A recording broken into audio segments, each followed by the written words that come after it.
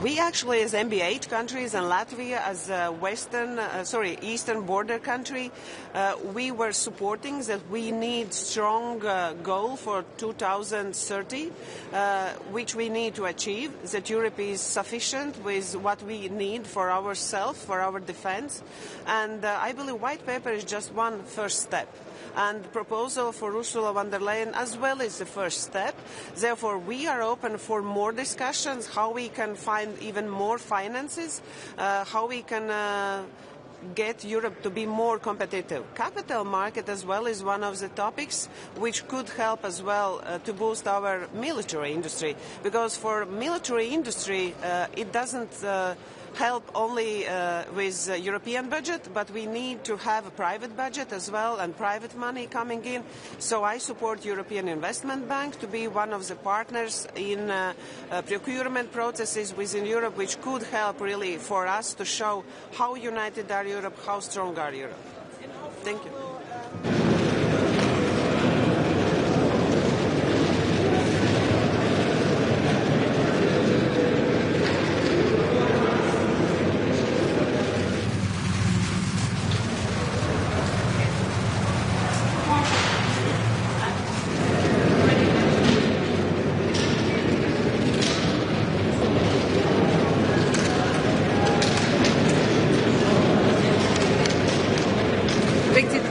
Topmøde på et tidspunkt, hvor alle kan se, at verden er under meget, meget stor forandring.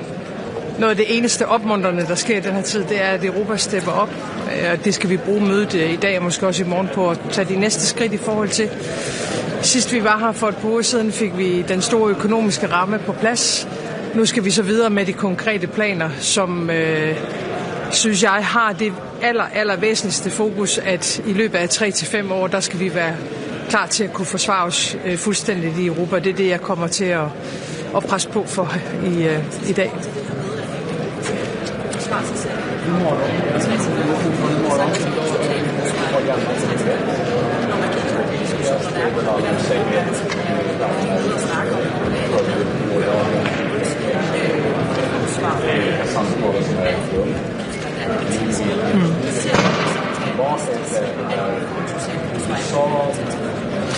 Jeg ser det først og fremmest som en nødvendighed med det, vi ser fra russisk side, og med det trusselsbillede, der er ind imod Europa, og den troværdige fjende, som Rusland desværre har valgt at være ind imod. Ikke alene NATO's østlige flanke, men jo Europa som kontinent. Så jeg ser det som en nødvendighed, og når det er en nødvendighed, så kan det jo også lade sig gøre, hvis vi vil. Men det er klart, det kræver rigtig mange beslutninger, det kræver noget politisk lederskab, og det kræver jo, at vi gør i Europa, som vi gør i Danmark lige nu. Altså foretager en massiv oprustning for at undgå krigen. Men det er klart, det kræver, at der er en masse brikker, der kommer til at stå rigtigt på bordet. Vi er villige til at gøre det fra dansk side, vi er villige til at gøre det fra den danske regerings side, og kommer til at presse på for, at Europa får truffet de nødvendige beslutninger tidsnok.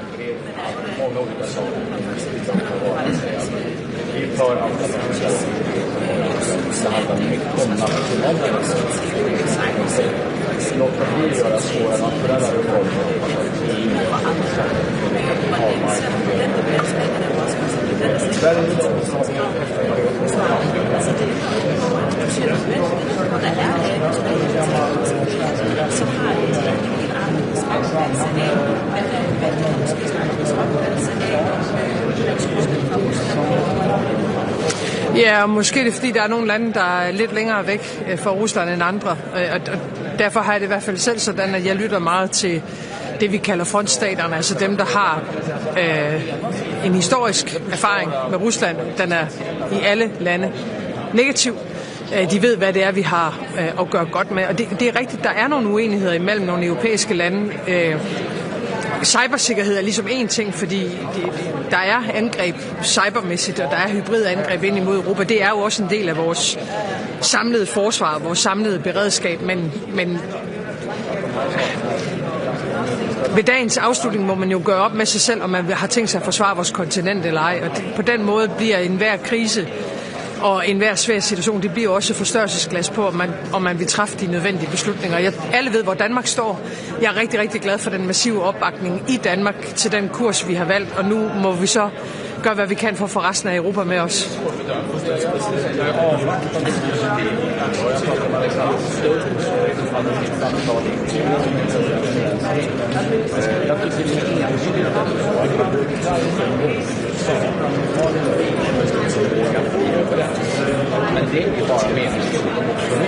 Det skal vi selvfølgelig hverken anerkende eller respektere eller overhovedet gå ind i. Altså Rusland har ingen adkomst til at blande sig i interne europæiske anliggender. Det er en grundlæggende forkert præmis.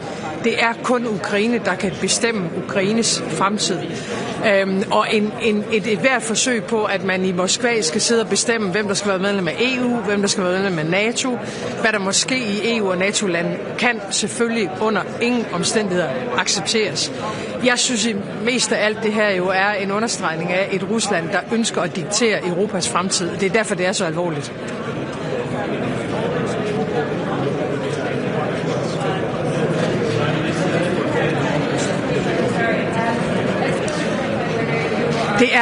Det er omvendt den måde, du stiller spørgsmålene på, fordi Putin kunne stoppe krigen nu. Det er ikke to lande, der er gået i krig mod hinanden. Det er Rusland, der angriber et europæisk land. Hvis Rusland ønsker fred, kan de stoppe krigen. Nu har den ukrainske præsident tilkendegivet, at man bakker op om den her 30-dages våbenhvile. Der har været en samtale mellem præsident Trump og præsident Putin.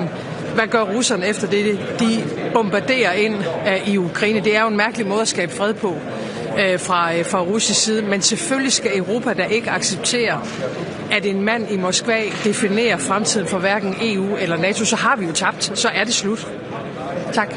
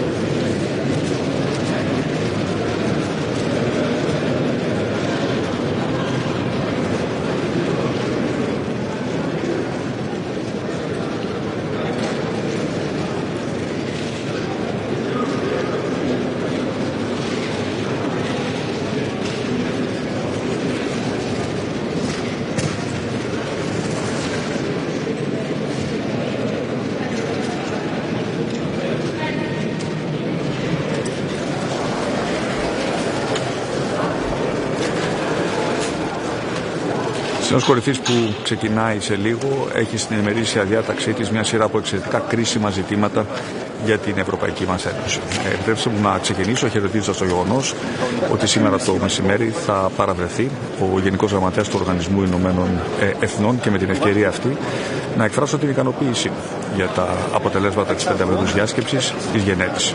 Η Κύπρος και η Ελλάδα αγωνιστήκαμε και πετύχαμε να κρατήσουμε ζωντανή την διαδικασία των συζητήσεων για την επανένωση του νησιού στα πλαίσια των αποφάσεων του Οργανισμού των Ηνωμένων Εθνών, του Συμβουλίου Ασφαλείας του, και θεωρώ εξαιρετικά θετικό το γεγονός ότι ο Γενικός Γραμματέας επέλεξε να διορίσει προσωπικό απεσταλμένο έτσι ώστε αυτή η διαδικασία να κρατηθεί ζωντανή, να συνεχιστεί με συγκεκριμένα παραδοτέα εν ώψη της επόμενης συνάντησης η οποία θα γίνει το καλοκαίρι. Θέλω επίσης να σταθώ ιδιαίτερα στα ζητήματα τα οποία αφορούν την Ευρωπαϊκή Άμυνα. Να χαιρετήσω την κατάθεση από πλευράς της Ευρωπαϊκής Επιτροπής της Λευκής Βίβλου, η οποία συμπεριλαμβάνει πάγιες ελληνικές θέσεις, οι οποίες θα γίνουν πια πολιτικές της Ευρωπαϊκής Ένωσης. Αναφέρομαι ιδιαίτερα στη δυνατότητα να δοθεί δημοσιονομική ευελιξία στα κράτη-μέλη, έτσι ώστε να μπορέσουν να αυξήσουν τις επενδύσεις τους στην άμυνα, αλλά και τη δημιουργία ενός κοινού ευρωπαϊκού ταμείου, ενός κοινού ευρωπαϊκού ταμείου ύψους 150 δισεκατομμυρίων ευρώ για χρηματοδότηση επενδύσεων στην άμυνα, το οποίο θα προωθεί την ευρωπαϊκή στρατηγική αυτονομία και ουσιαστικά θα περιορίζει τις δαπάνες αυτές σε χώρες οι οποίες είτε συμμετέχουν στην Ευρωπαϊκή Ένωση είτε έχουν συνάψει συμφωνίες στρατηγικής εταιρικής σχέσης με την Ένωση. Είναι ένα ακόμα σημαντικό βήμα για την ευρωπαϊκή στρατηγική αυτονομία και μια πάγια θέση της Ελλάδος, η οποία σήμερα δικαιώνεται.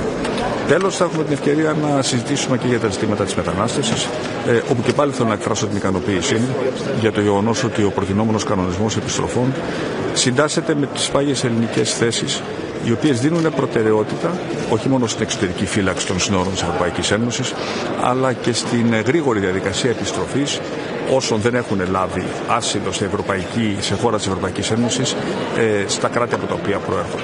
Εξού και αναμένουμε με μεγάλη ανυπομονησία, θα έλεγα, το νέο κατάλογο των ασφαλών χωρών προέλευσης, έτσι ώστε και η χώρα μας να μπορεί να κινηθεί πιο γρήγορα σε αυτή την κατεύθυνση. Και η σαφής οδηγία που έχω δώσει στην καινούρια ηγεσία του Υπουργού Μετανάστευσης ακριβώς κινείται στη λογική ότι όποιος εισέρχεται στη χώρα μας παράνομα και δεν έχει λάβει άσυλο, δεν τη χάνει δηλαδή διεθνούς προστασίας, θα πρέπει να επιστρέφεται στην χώρα από την οποία ήρθε, και είναι πολύ σημαντικό πια να έχουμε και ευρωπαϊκά κανονιστικά εργαλεία τα οποία θα μας διευκολύνουν να υλοποιήσουμε αυτή την πολιτική.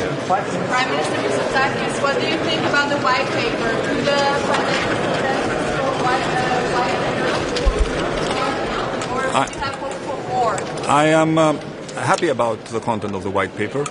I have been advocating for quite some time for the need to give more fiscal flexibility to the member states to spend more on defense, and I see that this is included in the white paper, and we hope that it will soon be approved by our ministers of finance. I'm also happy about the initial scope of the SAFE facility. However, at some point we need to have a more serious discussion as to whether these financing options will only include loans, as is currently the case, or whether we're also willing to move in a more ambitious direction towards the provision of grants to European member states in order to make the important investments that they need to do in order to ensure that our common European defense reaches the point which we aspire. But isn't there a disconnect? Thank you.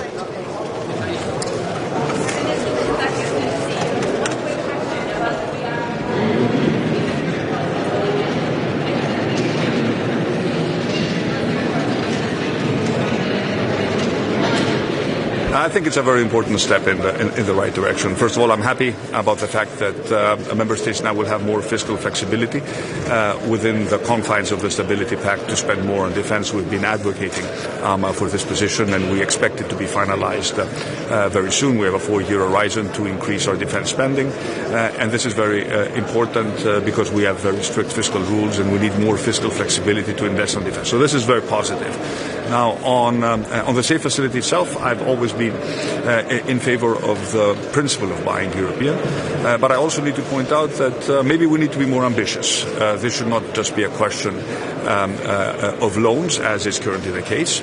I think we also need to seriously discuss the possibility of a facility, a joint borrowing facility that would also offer grants to member states in order to make defense investment decisions in line with the logic of the SAFE facility as it has been provided as it has been proposed by the Commission. So I would urge us to be even more ambitious, although I think it's an excellent first step. Are you therefore going to trying to convince your colleagues? Well, let's see.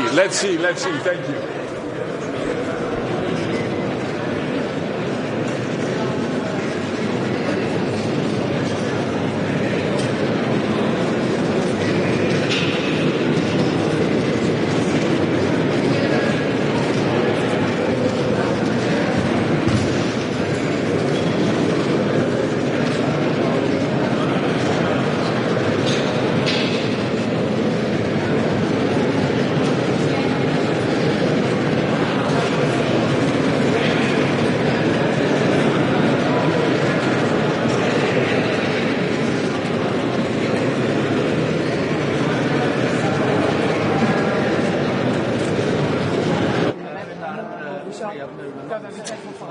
Jag tycker det är svårbedömt. Jag skulle säga att jag är avvaktande positiv ändå. Jag pratade med Alexander Stubb som hade sitt samtal igår med president Zelensky.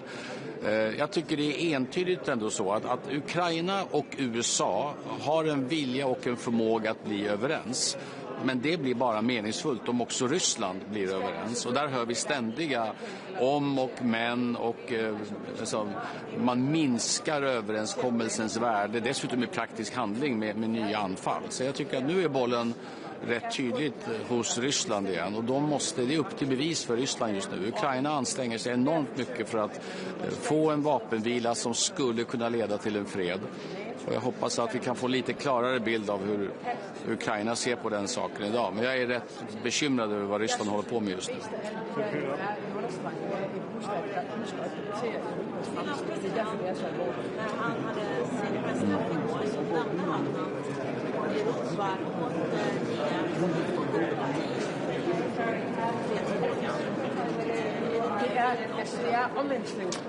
Ja, jag tycker vi har varit med hela tiden. Sen är det uppenbart att när det gäller förhandlingarna mellan Ryssland, Ukraina och USA, då är vi med bemärkelsen att vi stöttar Ukraina. Vi på det sättet. Men vi sitter inte vid det förhandlingsbordet. Däremot är det lika uppenbart att vi har en diskussion nu under Frankrikes och Storbritanniens ledning, och den fortsätter idag i London på nivån höga försvarschefer för att diskutera hur kan vi backa upp en fredsförhandling med säkerhet från Europa. Så att vi är med alldeles uppenbart, men de rena förhandlingarna mellan Ryssland och USA, där är inte Europa med just nu. När det gäller då Ukraina, så har Sverige tillsammans med andra länder försökt få igång förhandlingarna när det gäller att lämna konflikten framåt. Ser du något steg framåt där, eller kan Ungern fortsätta blockera det? Att de kan blockera, det är ju alldeles uppenbart. Det kräver ytterst enighet, och Ungern har närmast lovat att sätta käppar i hjulet för den här processen. Det tycker vi ju är förfärligt. Inte förvånande, men förfärligt. Men trycket från andra länder att visa att när Ukraina, inte Ungern, när Ukraina gör stora framsteg så måste också EU-systemet göra stora framsteg. Där ligger vi ju kvar. Sen är det alldeles uppenbart att skulle vi få fred, en rimligt bra fred i Ukraina, så ökar ju förutsättningarna förstås för Ukraina att fokusera väldigt mycket på att göra allt som krävs för att också bli medlemmar i EU. När det gäller stödet till Ukraina, 40 miljarder euro som kallas för brott. Det vi hör är att det är ganska komplicerat. Det dröjer. Så å ena sidan så säger vi ju att vi ska öka stödet till Ukraina.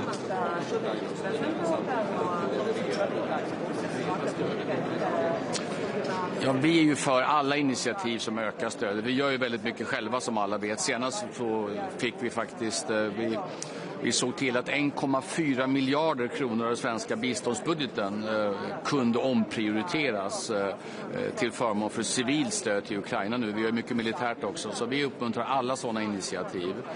Sen är det ju ytterst beslut som måste fattas i varje land, men vi uppskattar även Kaja Kallas försök att hitta nya instrument och nya sätt att finansiera Ukraina.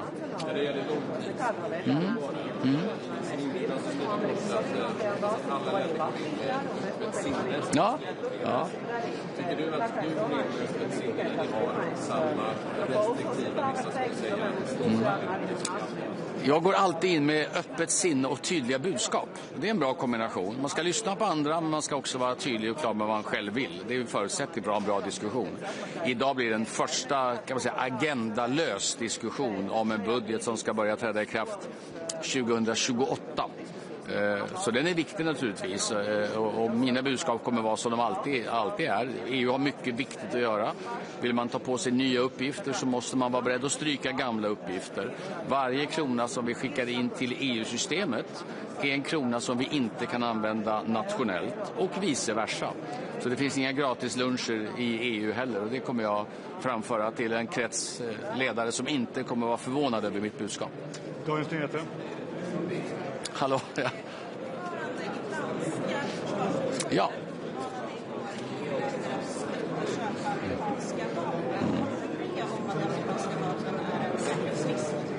Nej, det skulle jag inte alls säga. Vi har god erfarenhet av samarbete med amerikansk försvarsindustri, men jag håller också med de många europeiska kollegor som tycker att den europeiska försvarsindustrin måste nu stärkas. Det är inget tvekan om det.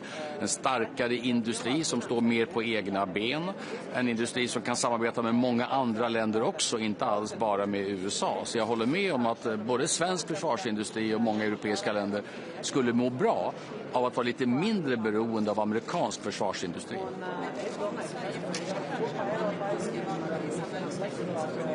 Ja, det får vi ju se. Vi kommer köpa bästa tillgängliga. Jag är framförallt mån om att Sverige fortsätter vara en stor producent själva.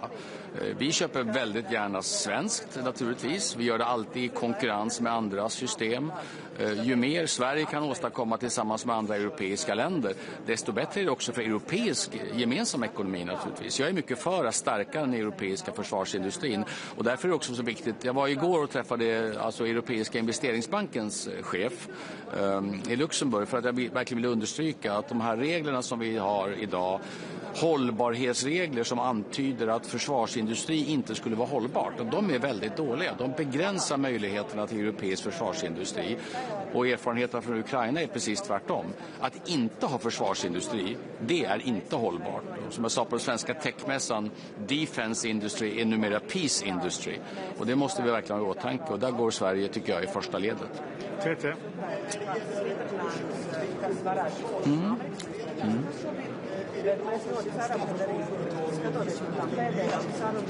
Ja, alltså i grund och botten är vi väldigt mycket för, som jag sa, en starkare europeisk försvarsindustri. Sen måste den, och det framgår ju också, den måste ju vara öppen för samarbeten.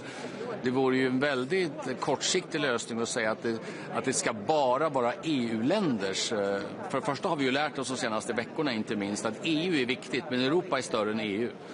Allt vi gör om säkerhet i Europa måste också inkludera Storbritannien. Det är helt uppenbart, och det är väl övertydligt nu när Frankrike och Storbritannien gör så stora initiativ. Så att, Storbritannien är viktigt, Norge är viktigt. Vi har nära samarbete med Norge också.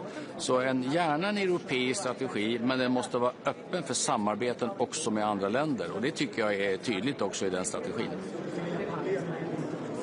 Nej, jag ser inga problem med detta. Sen vill vi ju inkludera Storbritannien så brett som möjligt. Det finns ju andra frågor också. Där har vi ju respekt för att för britterna är EU fortfarande en mycket känslig fråga efter Brexit. Men är det någon enda fråga där jag tror att Storbritannien verkligen själva tycker att de har ett starkt behov av nära EU-samarbete, så är det ju allt som har med försvar och säkerhet att göra. Ja.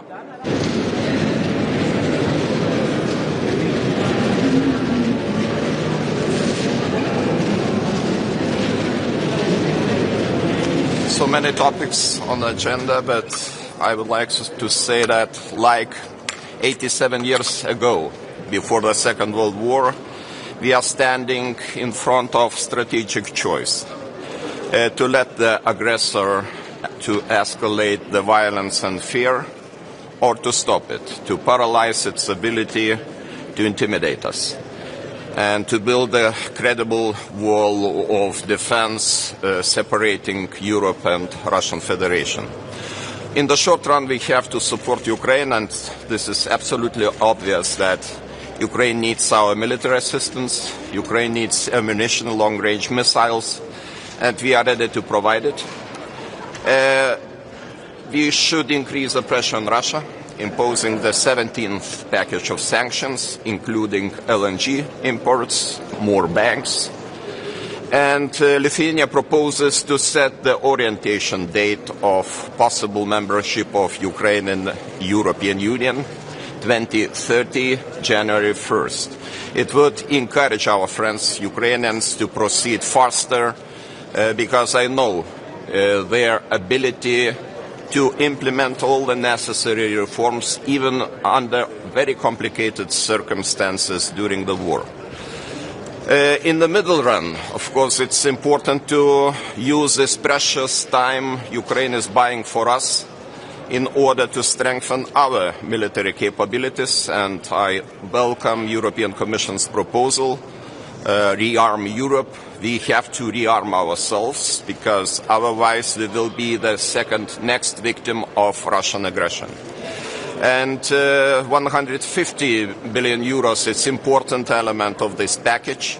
I welcome also the national escape clause, which is important especially for the country like Lithuania, which has quite low level of national debt to GDP ratio, so we have fiscal room for maneuver to use these financial resources and to rearm ourselves. And of course other steps, especially increasing our competitiveness in the long run, are important. My country benefited from the single market even more than from the structural and cohesion funds. We can calculate it, and the outcome is clear.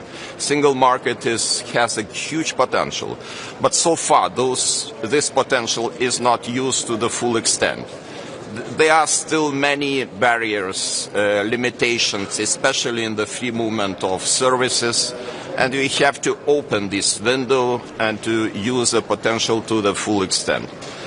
And all other measures, MFF, next financial perspective, very important. We have a broad range of goals, but I think the size of the budget, 1% of gross national income, is too small in order to successfully deal with all these objectives ahead of us.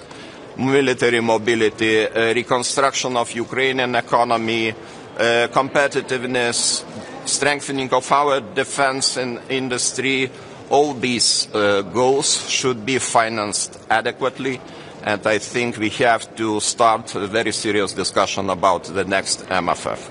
So this is from my side. Do you think that the EU is doing enough? I mean, Trump and Putin are basically creating a new world order where the EU seems to want to secure the eastern flank with paper. You know, our leadership depends not on our rhetoric or speeches. Our leadership depends on our decisions.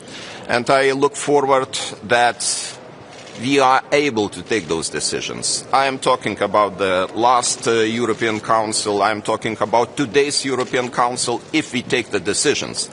If we fill the gap which exists, especially because of new priorities of US administration, then we will get this role of leadership naturally, very naturally.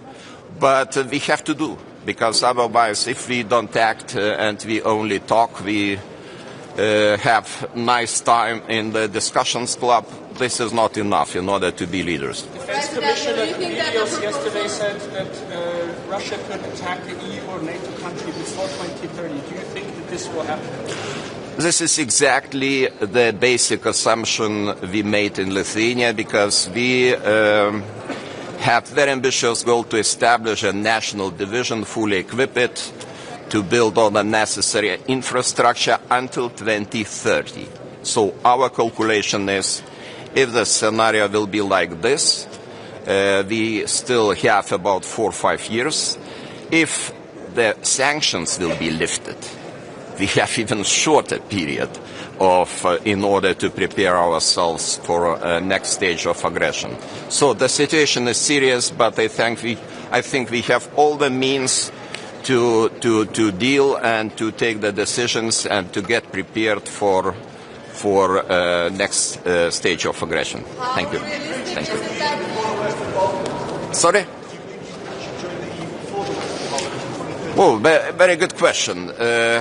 What is your guess when the Western Balkan countries will access European Union? I think if Ukraine will be able to complete this procedure until 2030, and Western Balkan countries will do it later, then everything is possible. It depends on the willingness, it depends on the commitment, and I see that commitment of our Ukrainian friends is very high. The same with Western Balkan countries. I know that they are doing a lot too. They are doing a great job, but we will see at the end of the day. Thank you.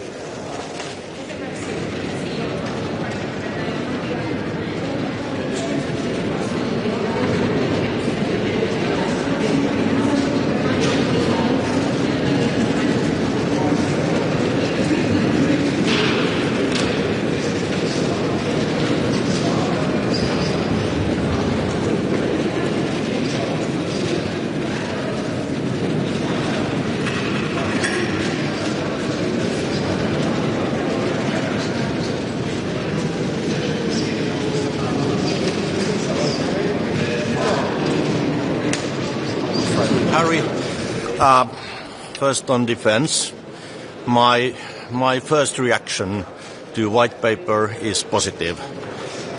We can see that the EU has lessons learned from the war in Ukraine. Russia is and will be the permanent threat to the European Union and to Europe. And that's why now we are really preparing and building our own strong defense, finally. For Finland, very important capabilities, land forces, are included. It is crucial and very important for us. My second point on Ukraine. Yesterday I met President Zelensky in Helsinki. And Ukraine, they really want to be a member of the European Union. They want to be one of us. And that is why we have to help them and support them in their path to the membership as soon as possible, latest by 2030. Of course, it must be merit-based, but this would be very important message to the Ukrainians. We have to continue to support Ukraine militarily and politically. And that's why my government and Finland, we support strongly High Representative Kaja Kallas' proposal how to support Ukraine. And final point, 8th time Finland is the happiest country in the world. How realistic is it that Europe will achieve the targets for 2030 to ramp up their own defense capabilities with the proposal in the white paper? Do you think this goes far enough? We have to be ambitious.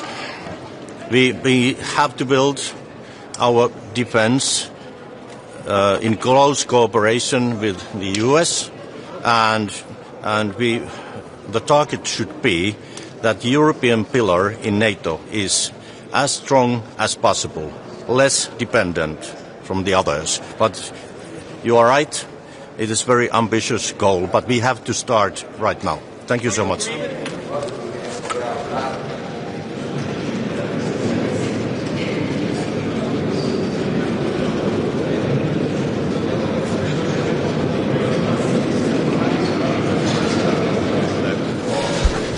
Ehkä me mennään kysymysten kautta.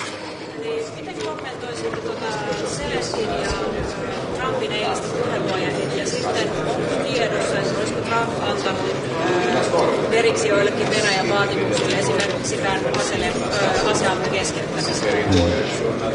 Ensin tästä puhelusta niiden tietojen perusteella, jota olen siitä saanut, niin sekä Zelensky että Trump molemmat ovat olleet tyytyväisiä puheluun ja mielestäni se on hyvä merkki. Nyt tästä työ pitää jatkua ja rauhanprosessi mennä eteenpäin. Kuitenkin sen pitää tapahtua niin, että Ukraina on mukana neuvottelemassa, niin kuin nyt suunnitelma onkin, mutta myöskin Euroopan pitää olla vahvasti mukana näissä neuvotteluissa. Minusta se oli positiivinen puhelu.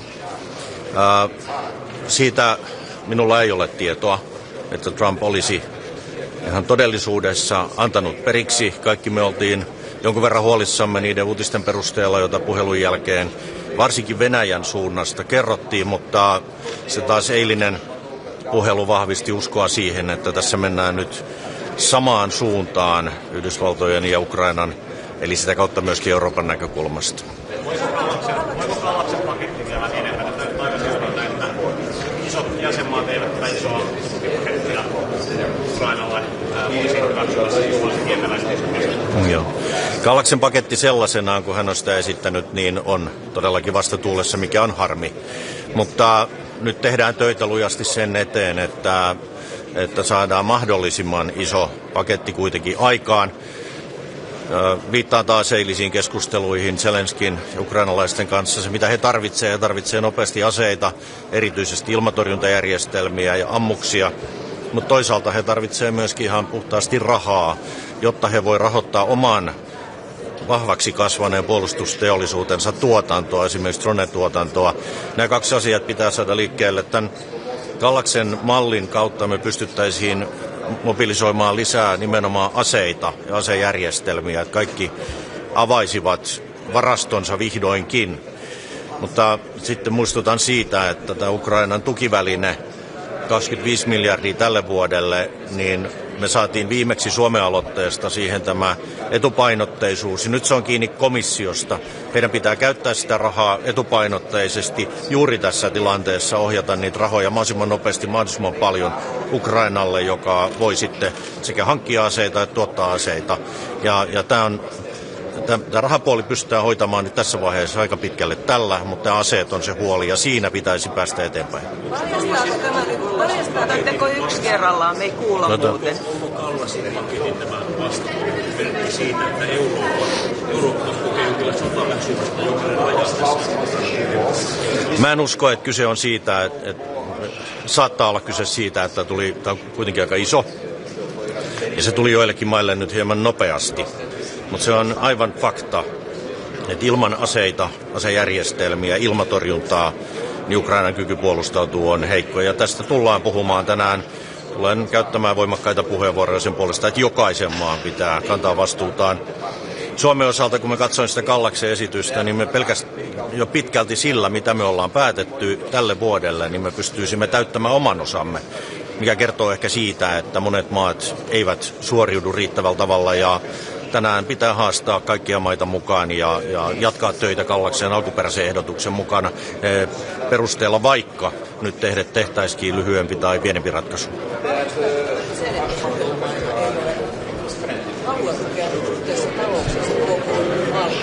Anteeksi, että... Varjostaako tämä sen, että suurilla mailla ei ole halua tukea niin paljon suhteessa taloutensa kokoon? Mä en halua osoitella nyt ketään tässä erityisesti sormella, mutta sen pystyy katsomaan ihan luvuista ja suhteuttaa, että mitkä maat ovat tukeneet. Ja kyllä sen näkee, että esimerkiksi Nordic, Baltic, Pohjoismaat, Baltit, Puola, niin me ollaan tuettu todella paljon Ukrainaa sekä taloudellisesti että aseellisesti. Ja samaan aikaan me nähdään, että siellä olisi paljon tehtävissä vielä muilla mailla. Vaikka rauhanprosessi menee eteenpäin, se tarkoittaa, että voitaisiin tukea nyt vähemmän. Nyt juuri pitää tukea enemmän, jotta me näytetään Venäjälle, että he eivät voi sotilaallisesti menestyä ja että Ukraina pystyy oikeasti puolustamaan itseään. Tämä on myöskin vahva viesti Yhdysvaltoihin, että Eurooppa kantaa vastuunsa. Katsotaan, mitä tänään saadaan aikaiseksi. Joka tapauksessa Eurooppa on tehnyt paljon, tekee koko ajan paljon, mutta Suomen näkökulmasta pitää tehdä vielä enemmän.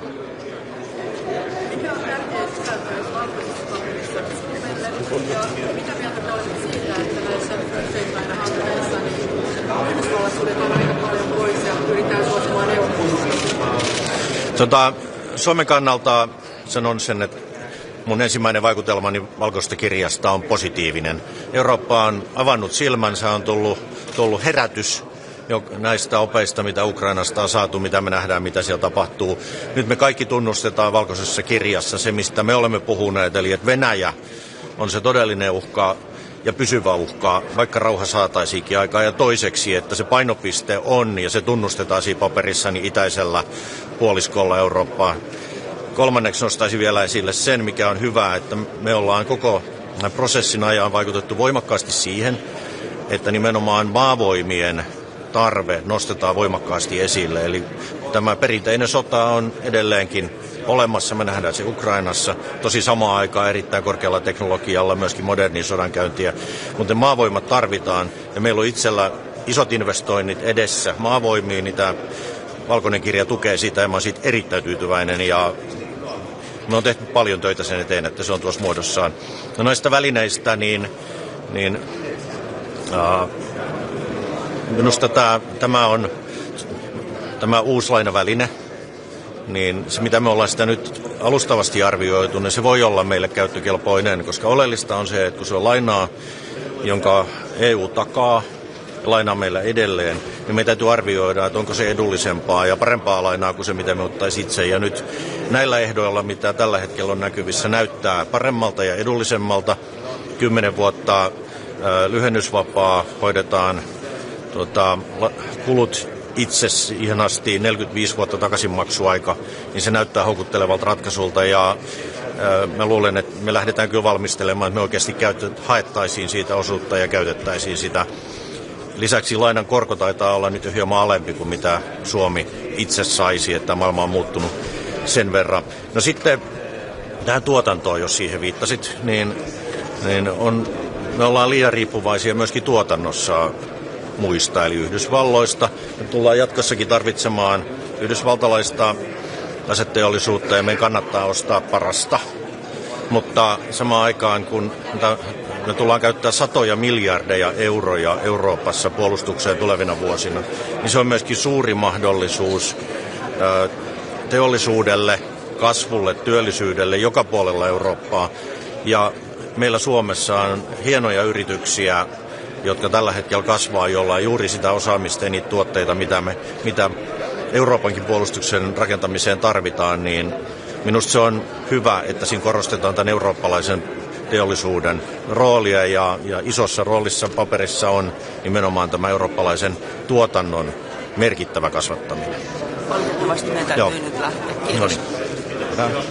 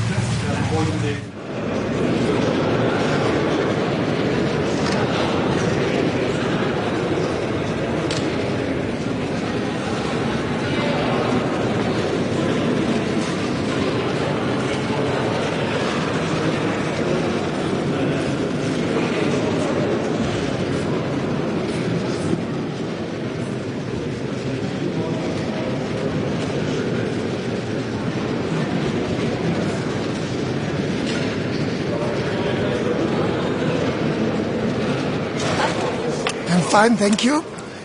So today I think we are taking stock on quite a number of important issues. To some extent they are interrelated. First on Ukraine, I think it's important to hear firsthand from President Zelensky about his talks with President Trump and the talks in general regarding Ukraine. Every step forward to making peace is important and welcomed, but a ceasefire alone is of course not a lasting peace. What we need is a lasting peace that makes sure that in the future Russia will not be tempted to again attack neither Ukraine nor any other country. And so security guarantees is important. We need to continue this discussion. Nothing on that will be decided today. It's an ongoing process, but we should make sure that Ukraine and the rest of Europe is safe also in the future. That's why, and that is the second topic, we need a stronger European defense.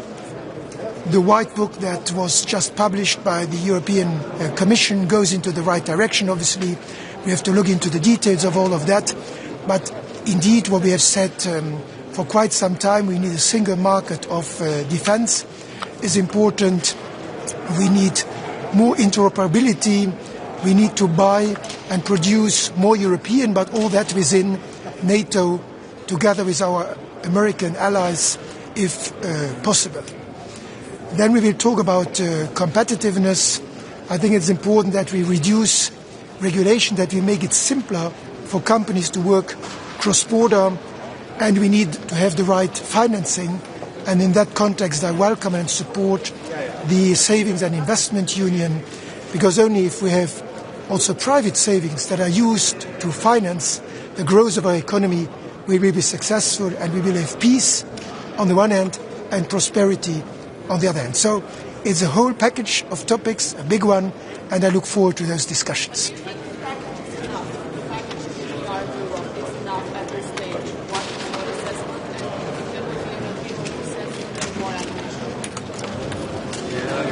It's always a big step into the right direction. Whether it's enough, I think this is already quite a lot. If we look at the amounts we are talking about, I think that is already quite ambitious. But it's not only about how much money, it's how we spend the money. And therefore, I think what is even more important is that we try to do more things together and not doing 27 things one next to the other. Together, we are stronger. That is, for me, more important than just the money. And on Ukraine, I think all the meetings I attended the last few days in different settings all show that all the countries are willing to continue to support Ukraine in different ways. And therefore, I think the exchange with President Zelensky after our exchange with him last Saturday will be very important. Eine Frage auf Deutsch, wenn Sie erlauben. Gestern hat Verteidigungskommissar Andreas Kubilius gesagt, Russland könnte noch vor 2030 in NATO oder EU angreifen. Ist das auch Ihre Einschätzung und was sagen Sie dazu? Ich glaube, wir sollten keine Kriegsszenarien erdenken, die wir nicht beherrschen. Was wichtig ist, ist, dass wir uns vorbereiten auf alle Möglichkeiten. Wir haben gesehen, dass Russland 2008 Georgien angegriffen hat, 2014 die Ukraine ein erstes Mal, 2022 ein zweites Mal.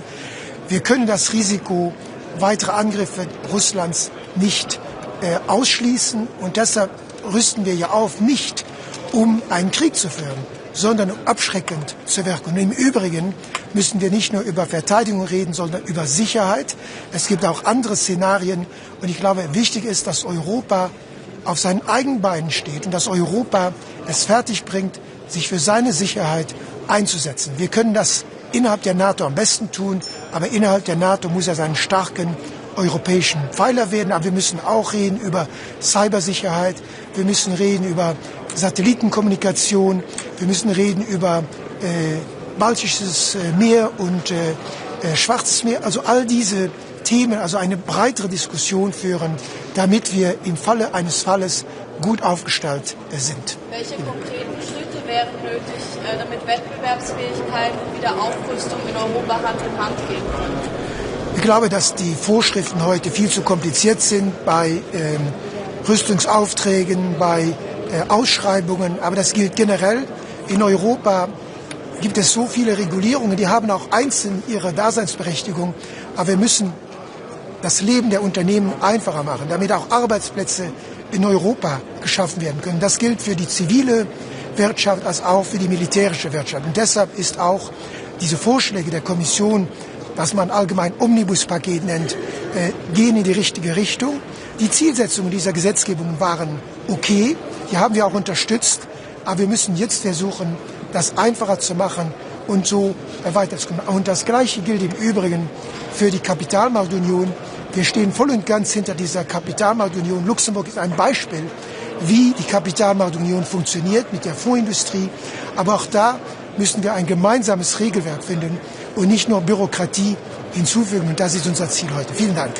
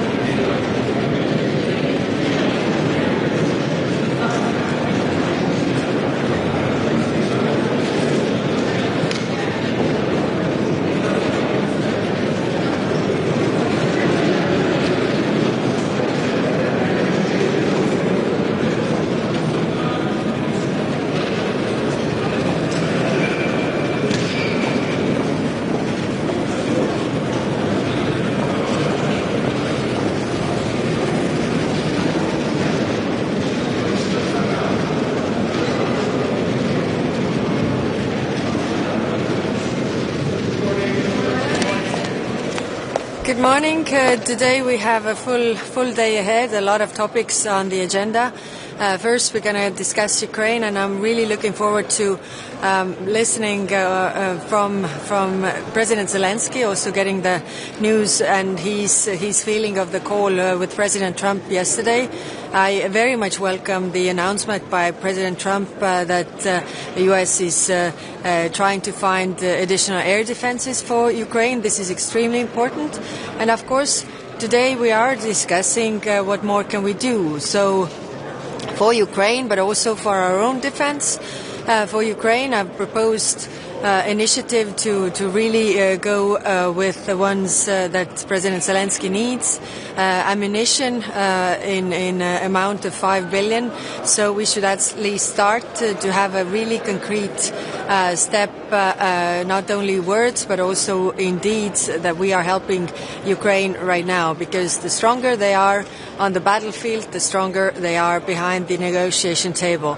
And of course, today we're going to also discuss competitiveness, because it goes hand in hand. As well, our economy is doing. The means from economy also help us to do all the things we have to do, meaning investing more in defense, also helping Ukraine. So this is also a very, very important discussion. And of course, there are other topics. Yesterday we came with the defense white paper. We're going to discuss the elements there.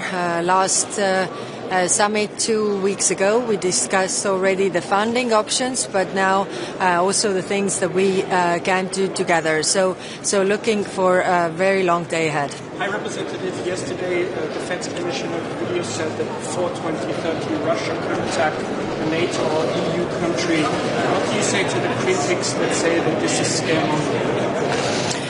It depends what we do. I mean, the problem with defense is that if we invest enough in defense, if we build our capabilities, then it will also deter aggressors to attack us. If we don't do that, weakness invites aggressor to attack. So that's why we need to do more in order for this not to happen. On your Ukraine initiative, so with every discussion with the member states, the numbers seem to change and rather lower than what you initially proposed. Are you worried that the support on the European level is no longer there for Ukraine? If you listen to the statements of the leaders, then the support is very much there, and that's why it should be also seen in deeds, in numbers, in actual ammunition that Ukraine needs. So I'm really hopeful that we will push this forward. And why is it that 40 billion seem inachievable for so many of the member states? Well, as you know, we proposed the GNI key that takes into account the economy of the country, and some countries have done more, and some countries are bigger economies, which means that the amounts are very big. At the same time, we also know that there are really worries with the budget deficits in most of the European countries, and there are the problems. Now, in the rearm initiative, we also have, the rules in place to ease the budget regulations, so it would provide also the member states more opportunities to do more. But still the questions remain, and of course for every country it is the domestic politics, also the understanding of the public, what needs to be done, and that is different in every member state.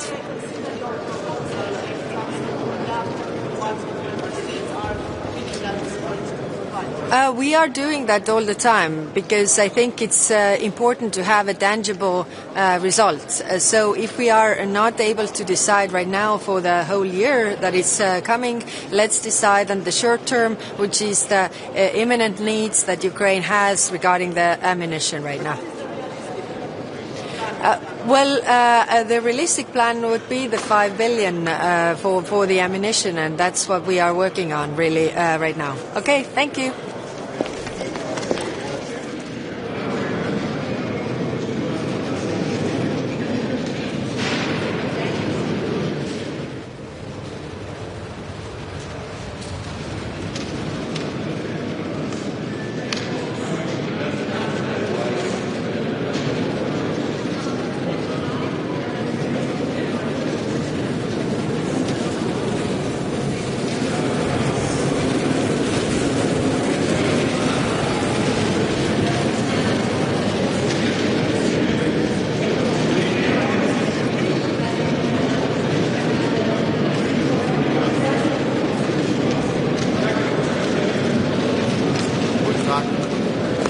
Es sind besondere Zeiten, in denen wir uns treffen. Das merkt man ja schon an der Dichte der vielen Treffen, die wir gegenwärtig in Europa haben, in verschiedenen Hauptstädten, in verschiedenen Konstellationen, aber auch immerhin wieder hier im Europäischen Rat. Und das ist auch richtig so, denn uns fordern eine ganze Reihe von Dingen heraus, insbesondere der russische Angriffskrieg auf die Ukraine. Und deshalb ist es auch richtig, dass das zuallererst hier wieder auf der Agenda steht.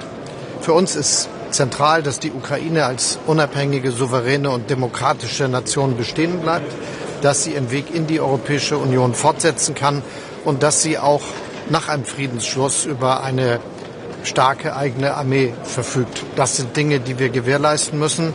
Und dazu gehört natürlich auch jetzt, dass auf Basis der Vorschläge von Präsident Zelensky die Möglichkeit eines Waffenstillstandes zustande kommt. Jetzt gibt es einen ersten Schritt, der möglich scheint angesichts der Ergebnisse des Gesprächs zwischen dem russischen Präsidenten und dem amerikanischen Präsidenten. Aber der muss jetzt auch Realität werden und das muss enden in einem Waffenstillstand, der auch dann tatsächlich hält und diese Kriterien erfüllt. Für uns wird es deshalb darauf ankommen, dass wir die Ukraine auch weiter maßgeblich unterstützen, hier als Europäische Union insgesamt, als Verbündete und Freunde und auch die einzelnen Länder.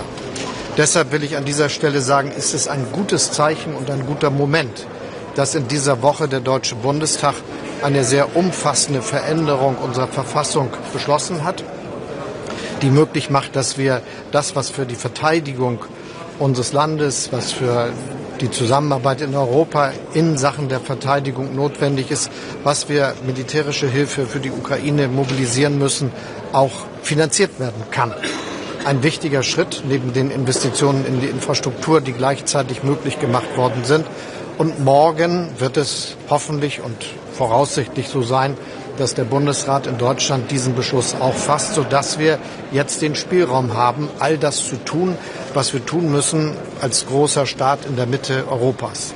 Dazu wird übrigens auch zählen, dass wir dann, wenn die Beschlüsse gefasst sind, eine weitere Aufstockung unserer Waffenhilfe für die Ukraine auf den Weg bringen werden. Das werden dann alles zusammen 7 Milliarden sein. 4 sind schon vorgesehen, es kommen noch 3 dazu. Und damit gilt für dieses Jahr wie für die Vergangenheit, dass Deutschland mit riesigem Abstand in Europa der größte Unterstützer der Ukraine ist und bleiben wird. Ein wichtiges Zeichen gerade in dieser ganz konkreten Situation. Wir diskutieren heute dann auch über viele andere Dinge, die wichtig sind für unsere Zukunftsfähigkeit, ganz besonders die Wettbewerbsfähigkeit, die Fragen, wie wir es hinbekommen können, dass wir uns auch unser Wachstum ermöglichen, indem wir die Kapitalmarktunion weiterentwickeln. Alles Fragen von allergrößter Bedeutung, die hier verhandelt werden, genauso wie erste Debatten über die künftige Finanzplanung der Europäischen Union. Da werden wir uns intensiv mit beschäftigen. Lassen Sie mich aus aktuellem Anlass noch einen Satz sagen, der mir sehr wichtig ist. Wir haben uns in den letzten Jahren sehr darum bemüht, die Beziehung zwischen Europa und der Türkei weiter zu verbessern. Deshalb ist die Verhaftung eines so zentralen Oppositionspolitikers wie des Bürgermeisters von Istanbul ein sehr, sehr schlechtes Zeichen, bedrückend für die Demokratie in der Türkei, aber ganz bestimmt auch bedrückend für das Verhältnis zwischen Europa und der Türkei. Wir können nur dazu aufrufen, dass das sofort ein Ende findet und dass Opposition und Regierung im Wettbewerb miteinander stehen und nicht die Opposition vor Gericht gestellt wird. Herr Bundeskanzler, möglicherweise ist es heute Ihr letzter Gipfel in der Rolle des Bundeskanzlers. Was wünschen Sie sich denn von diesem Gipfel und auf einer Skala von 1 bis 10, wie sehr wird Ihnen der Tumulttempo so fehlen? Wir machen unsere Arbeit bis zuletzt. So soll es auch so sein, weiter sein. Und deshalb gehört es dazu, dass wir jetzt genau das voranbringen, worüber ich eben gesprochen habe. Dinge, über die wir jeden Tag mit allen sprechen und wo Deutschland seine Aufgabe wahrnehmen muss. Und ich sorge als Kanzler dafür, dass das auch klappt. Was kann denn die Ukraine konkret von diesem Gipfel erwarten? Nochmal, es geht darum, dass wir unsere Unterstützung fortsetzen, dass wir einen klaren Standpunkt haben, dass ein gerechter Frieden für die Ukraine möglich sein muss. Und der bedeutet, dass sie ihre Unabhängigkeit und Souveränität verteidigen kann. Bedeutet, dass sie selbst über ihren Weg entscheidet und wer das Land regiert. Und natürlich bedeutet es, dass sie auch über eine starke Armee in Friedenszeiten verfügen muss. Das sind die Dinge, die wir hier mit unseren Entscheidungen möglich machen müssen. Ich glaube, das wird auch so sein. Herr Bundeskanzler, gestern hat EU-Verteidigungskommissar Andrius gesagt, Russland könnte noch vor 2030 ein EU- oder NATO-Land angreifen. Glauben Sie das auch und was halten Sie von solchen Szenarien? Ich glaube, wir sollten uns auf das konzentrieren, worum es geht, nämlich, dass wir alles dafür tun, dass wir unsere eigene Landes- und Bündnisverteidigungsfähigkeit stärken. Das ist unterwegs mit den Dingen, die wir auch heute diskutieren, wenn es etwa um das Paket der Kommissionspräsidentin geht. Darum geht es auch, wenn jetzt alle Länder das Ziel anstreben, wenigstens 2% ihrer Wirtschaftsleistung für Verteidigung auszugeben. Sie wissen, es sind fast alle so weit, aber nicht alle. Deutschland ist so weit und es geht jetzt ja auch, wenn wir die Fähigkeitsziele der NATO neu definieren, um die Frage, wie wir das hinbekommen, dass wir das dann auch finanzieren. Deutschland hat mit der jetzt anstehenden Verfassungsänderung dazu die Voraussetzung geschaffen, dass wir das tun können. Welche Punkte werden die schwierigsten bei den Diskussionen zum mehrjährigen Finanzrahmen? Die fangen ja erst an und den Standpunkt Deutschlands in der Frage, wie man mit Geld umgehen soll, kennen ja alle. Der hat sich nicht geändert und wird sich nicht ändern. Schönen Dank.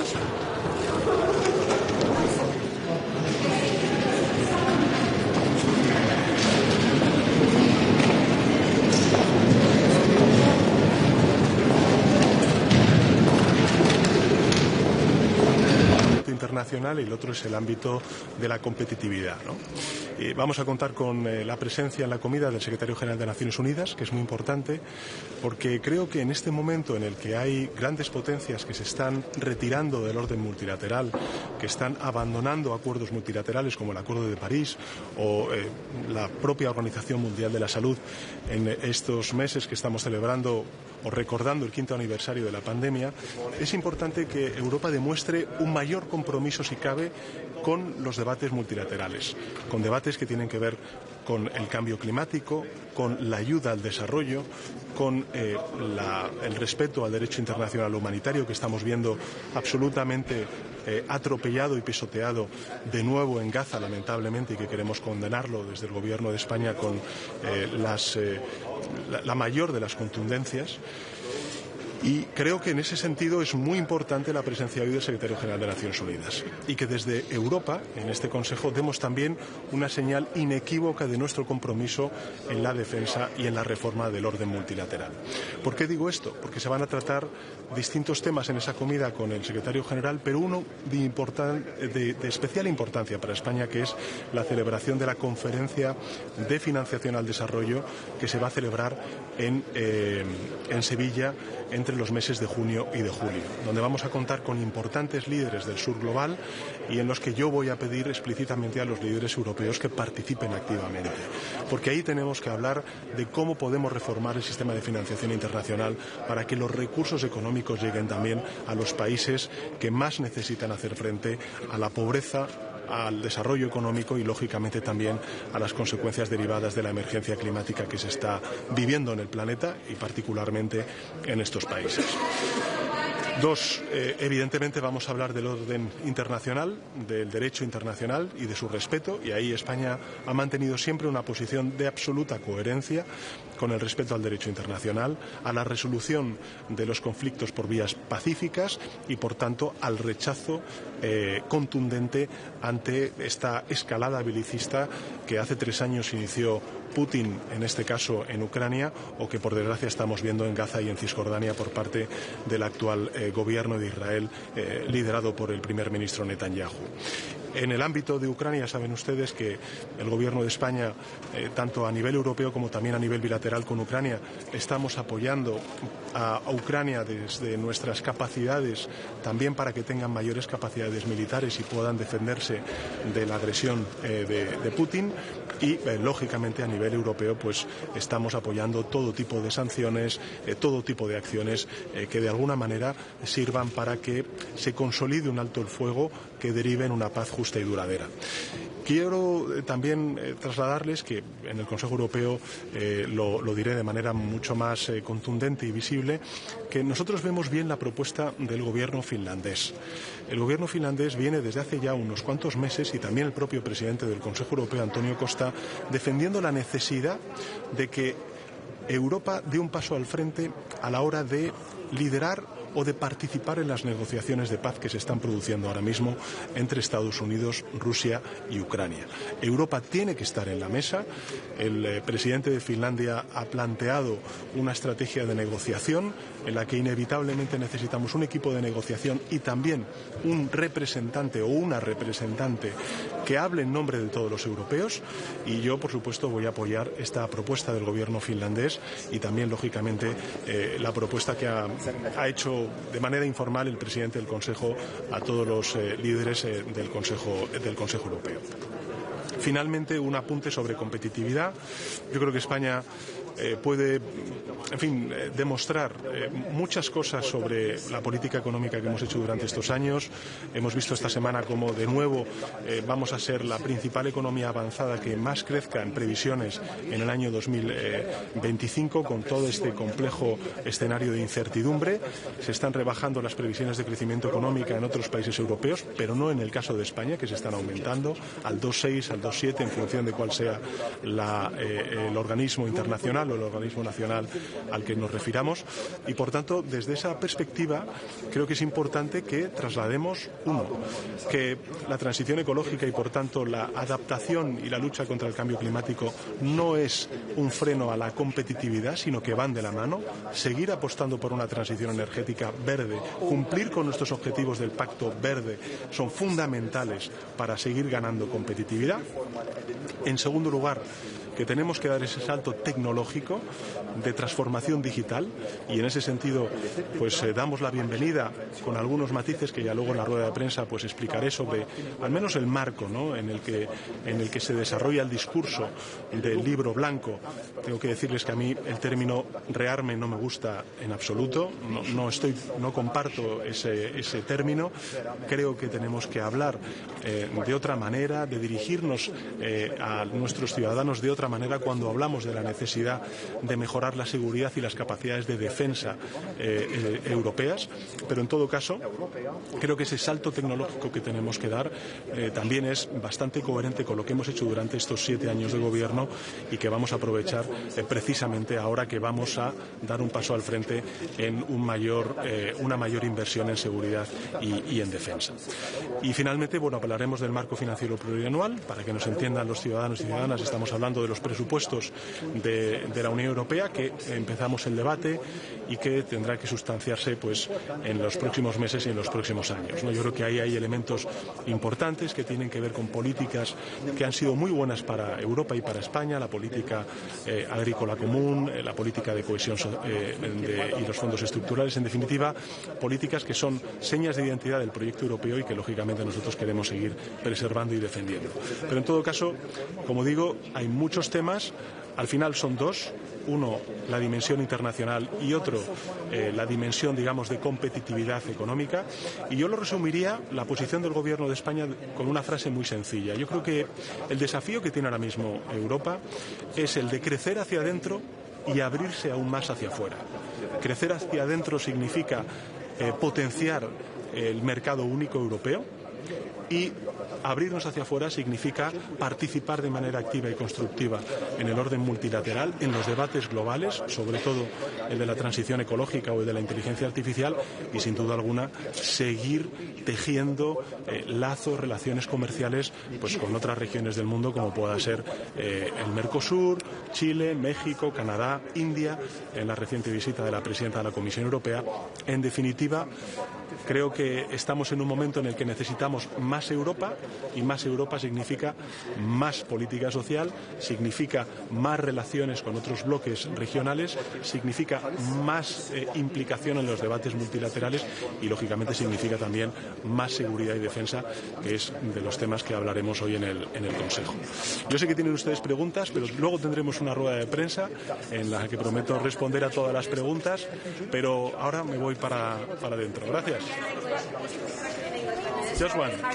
Just one. I just would like to understand what you make of the recent proposal from the Commission for rearm. Well, I don't like the term. I don't like the term rearm. I think that the European Union is a political project of soft power, and also we have a duty nowadays with a hard power. But I think it's very, very important to stress our assets when it comes to talk about the soft power. I think this is the issue. This is my objection, my principal objection that I have to this term of rearm, and of course we're very committed not only to increase our defense expenditure, but also to have this angle of security, because as I always share with my colleagues around the table in the European Council, it is important to take into account that the challenges that we face in the southern neighborhood are a bit different to the ones that the eastern flank face.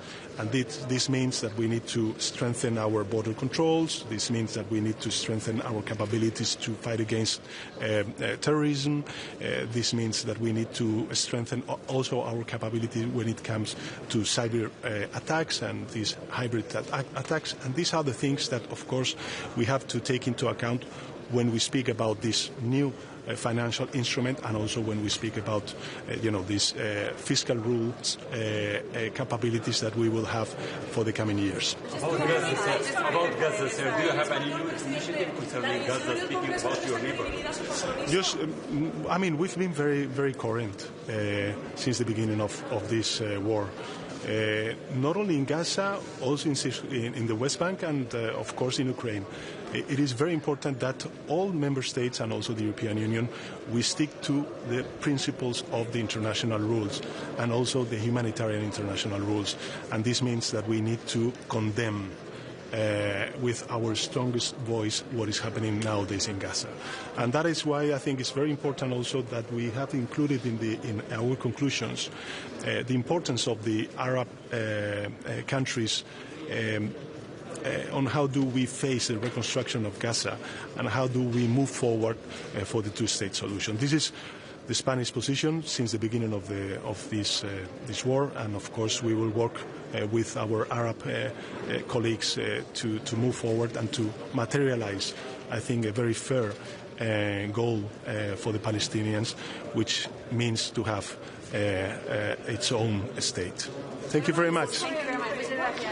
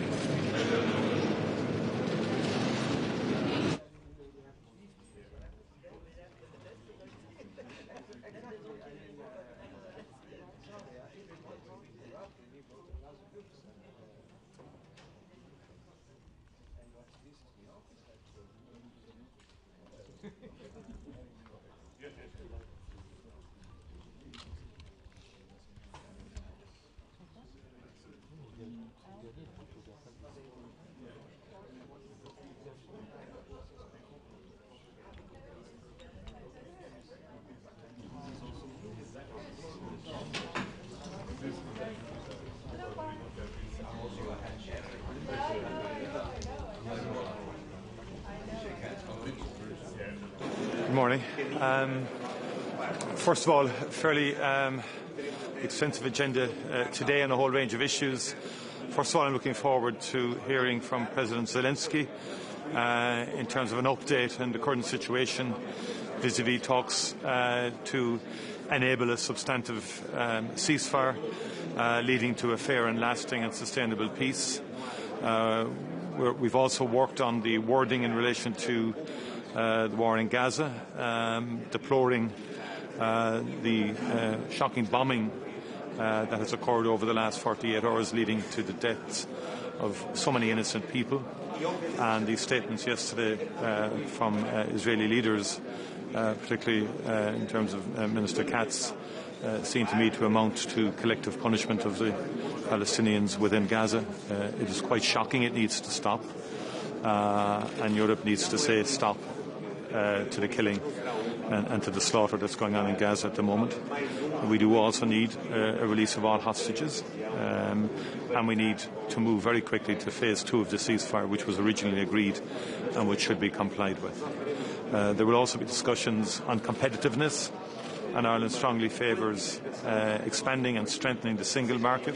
Europe needs to work on what it can control to make Europe more competitive, particularly then also working on getting energy prices down, more investment in grid infrastructure across Europe, and that is important for European competitiveness, but also for European consumers and citizens.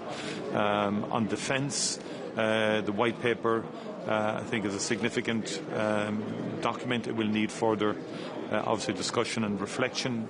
There won't be a major reflection on it today because it was published yesterday, but nonetheless, following on from the proposals from the President of the Commission, the capacities are being created for Member States to allocate additional funding to increase defence expenditure in the Member States and security capability. And we've been supportive of the measures that the President has announced, the President of the Commission has announced. There are a lot of issues around procurement capacities within Europe and the capacity of the European defence industry to respond to this increased expenditure. And then on the broader economic front, obviously Europe will await what happens on April the 2nd in terms of any US decisions around tariffs, and Europe will give a bit of time to have a comprehensive response to that. Our view is that Europe has to be strategic in its response, and particularly where we enjoy surpluses and so on. So we need to put, but again, the wise thing to do is to await the full presentation from the US on April the 2nd, and then comprehensively respond. There's some expectation, Sorry? There's some expectation that Ireland may have to provide up to at least €1 billion in support of Ukraine in non-military, military aid. Is that your expectation? Not today, no. I mean, that's not on the agenda today. I think you're probably referring to the proposal from the High Representative Kaya. But I don't think that's for decision today, and there hasn't been agreement on that. I think what's on the table right now is essentially what was agreed by the members in respect of the Commission President's proposals and recommendations. Now, other proposals may come downstream. We've already taken a decision bilaterally to allocate aid to Ukraine for non-lethal assistance because of the freezing of the EPF by Hungary. And so therefore we're moving in bilateral channels now to allocate that aid to Ukraine. Taoiseach, on the Callas proposal. Sorry? On the Callas proposal, the 40 billion kind of upper end of the scale. Do you believe that is realistic, or will it more likely be somewhere around 30 billion or something like that? Again, it's early days on that. There hasn't been agreement on it, so it could be a lower figure, but I don't really want to speculate on something that's not firm. Clearly, I don't see agreement on it today, unless it's a much lower figure. Other member states have particular issues with it. Just regarding the resumption of hostilities in Gaza, does that add a new impetus for the government to bring forward its alternative to the Occupied Territories Bill? And do you have an updated timeline on that? Yeah, again, look, the government has agreed to progress it. One way or the other, I don't think it's going to impact on the immediate decisions of the Israeli government in respect of Gaza. I think that needs to be said. But what has to happen now, I think, is that as much pressure as possible from the European Union, US and others, is to say to Israel to stop this bombing. I mean, there was no warning. Many people had come back after the ceasefire to their homes in the expectation that they were going to experience some degree of peace and harmony. And that has been shattered by what appears to be very indiscriminate bombing. I'm going to make the point, indiscriminate bombing of Palestinian homes and families. And that's, like, one way or the other, the occupied territory isn't going to change that.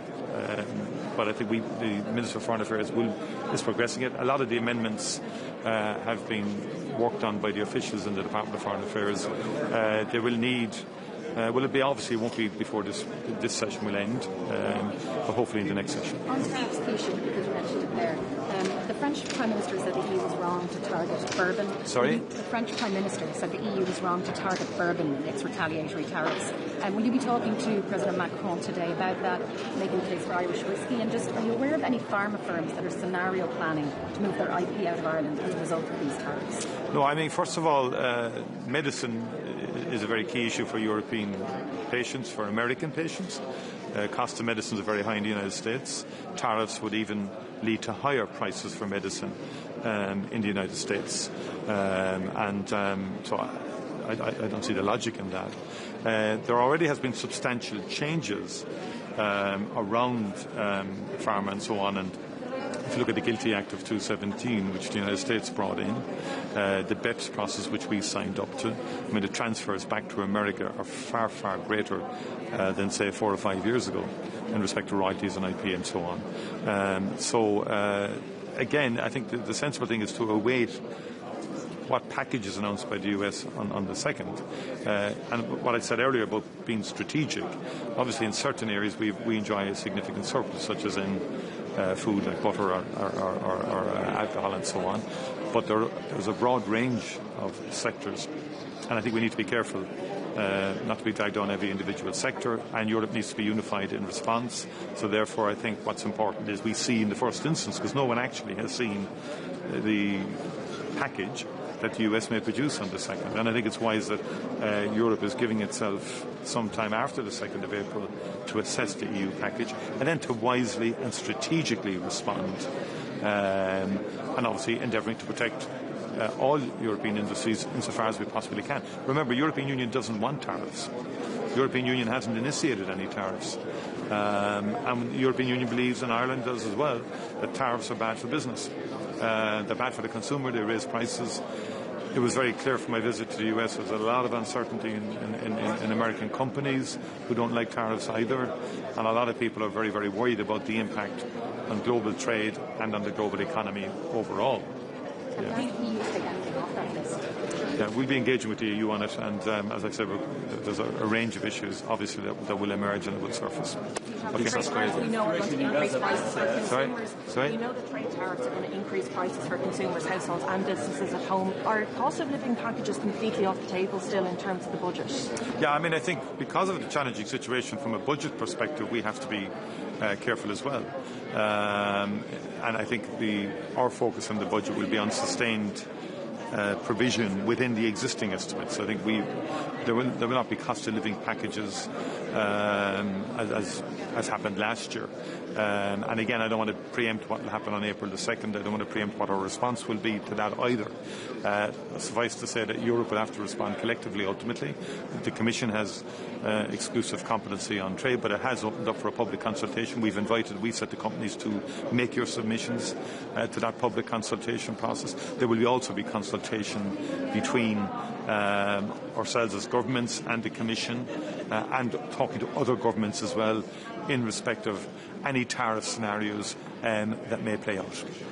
Mas féidirlum a rá gur tá clár cuimseach a going inmh ó scór an cóirla táimig ag feitheamh agus beidh sé samúil an méid a bheith le rá ag Uachtarán Zelensky as ach an cainteanna a bhí ag a héin agus Uachtarán Trump sa Stáit Aontaithe agus mar aon lei sin beidh mise ag caint faoin cause Palestinian sa Gaza agus an méid Damáiste agus is dochret inis an méid atá ag tarlúán an méid lení tá ag fáil bháis daoine bhánta tá ag fáil bháis stochrete agus tá sé go thuúfásach ar fad agus caihamíd stop a chuir leis ba ag Israel stop a chuir leis an Bámáin agus Gachrad agus an Foréigean agus clí leis an Foréigean a stoppe. Mar aon lei sin be míad ag caint faoi cuasaí Gallagher go háirithe ag géirig preisanna go háir íslú agus níos mó dhéanamh ó thaobh an Capital Union mar a deirtear agus a lán nithe eile a bheith faoi capital going agus tariffs agus gacéine faoi sin. Is féidir leis sin a Hortatónia. Slán go fáile.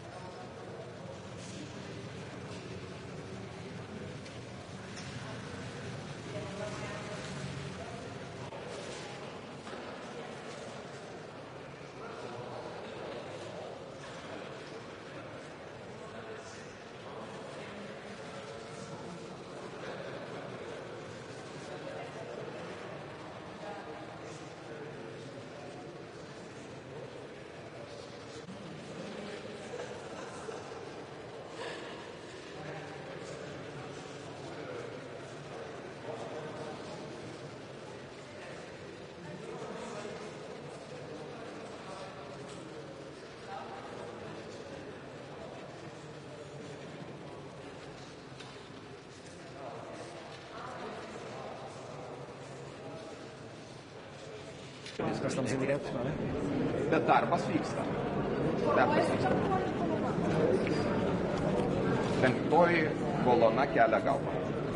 Bom, muito bom dia. Queria, no arranque desta reunião do Conselho, transmitir-vos que se trata de uma reunião muito importante, na qual teremos a oportunidade, mais uma vez, de reiterar o apoio da União Europeia à Ucrânia, de o fazer no contexto em que continuaremos a tomar decisões que visam reforçar as capacidades da União Europeia como um todo e de cada um dos seus Estados-membros na área da defesa, projetando investimentos nos próximos anos que de alguma maneira são também uma ligação com o ponto principal da agenda, que é a competitividade e a alavancagem do nosso mercado interno.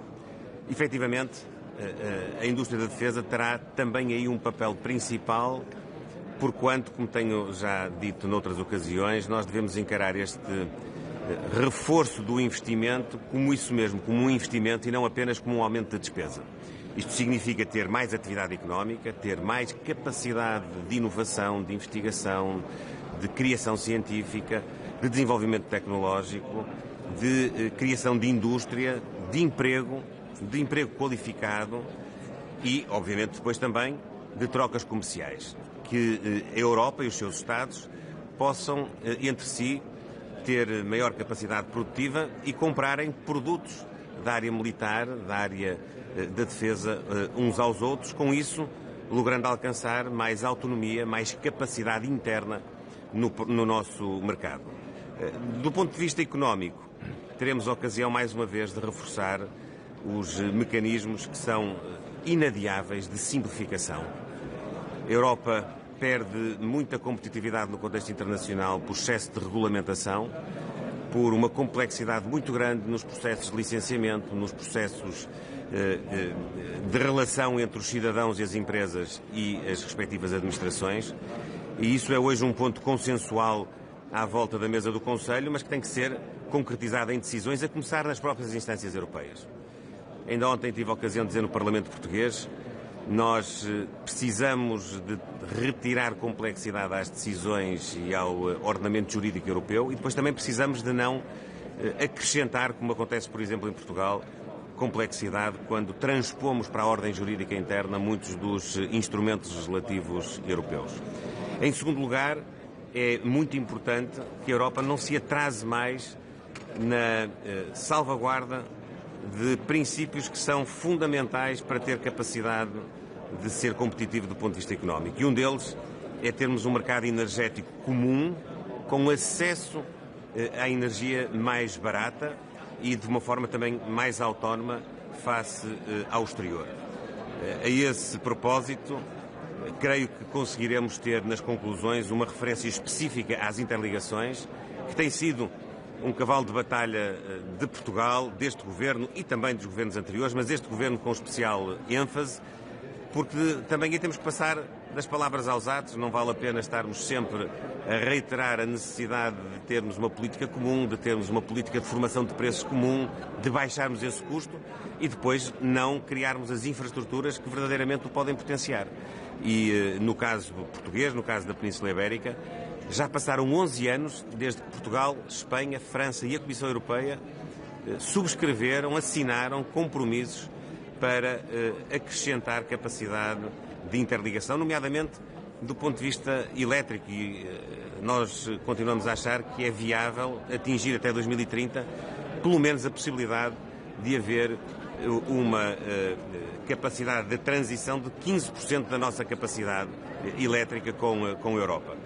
Hoje andaremos na casa dos 2-3% dessa capacidade e é absolutamente imperdoável se continuarmos a contemplar este assunto e não o tratarmos. A Europa tem outras interligações que são necessárias, mas neste caso, naturalmente, que nós colocaremos em cima da mesa esta, que é de facto muito importante e que, além do mais, contribui também para um outro objetivo, um objetivo de sustentabilidade, porque no caso da Península Ibérica, quer Portugal, quer a Espanha, apostaram muito do seu investimento nos últimos anos na produção de energia renovável, o que acrescenta não só maior capacidade produtiva para baixar o preço, mas também energia mais amiga do ambiente. Depois teremos ainda a oportunidade de estar com o secretário-geral das Nações Unidas e, portanto, podermos também fazer uma análise geopolítica mais alargada, nomeadamente avaliando o estado em que o sistema multilateral se encontra, e ele de facto encontra-se muito ameaçado por várias razões. É preciso reinventá-lo, é preciso também que no quadro das Nações Unidas possa haver mais agilidade e maior consequência nas decisões, quer da Assembleia Geral, quer do Conselho de Segurança.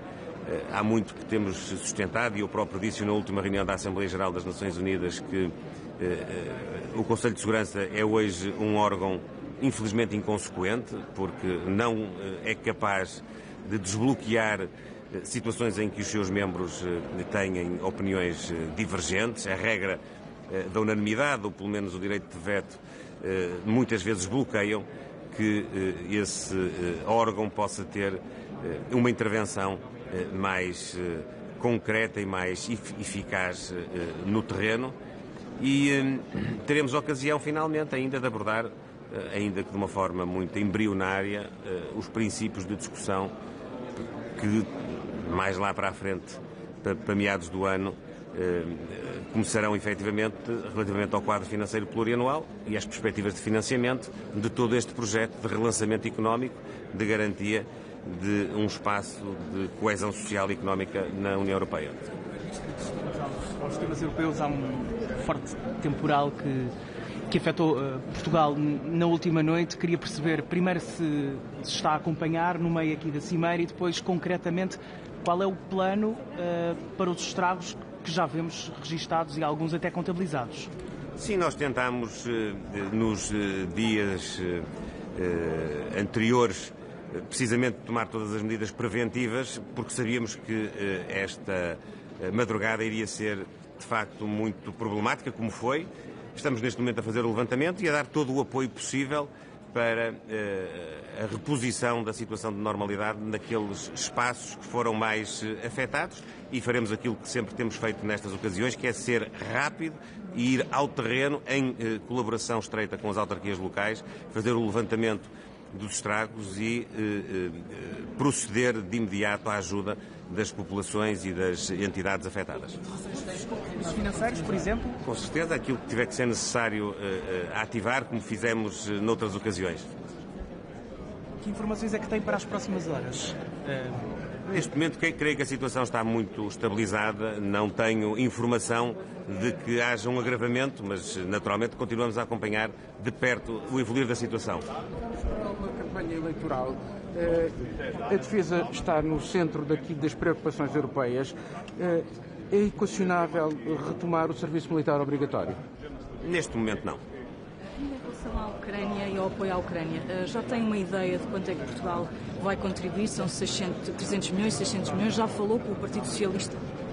Nós temos uma responsabilidade relativamente ao apoio à Ucrânia, que dimana de um acordo que estabelecemos bilateral de cooperação no âmbito militar, no âmbito económico, e que o ano passado envolveu uma despesa à volta de 221 milhões de euros, e este ano temos uma responsabilidade inicial mais ou menos similar. Claro que a evolução no terreno, os compromissos que nós temos assumido, quer no âmbito da União Europeia, quer no âmbito da NATO, quer no âmbito até de iniciativas que extravasam esses âmbitos, podem fazer aumentar essa comparticipação.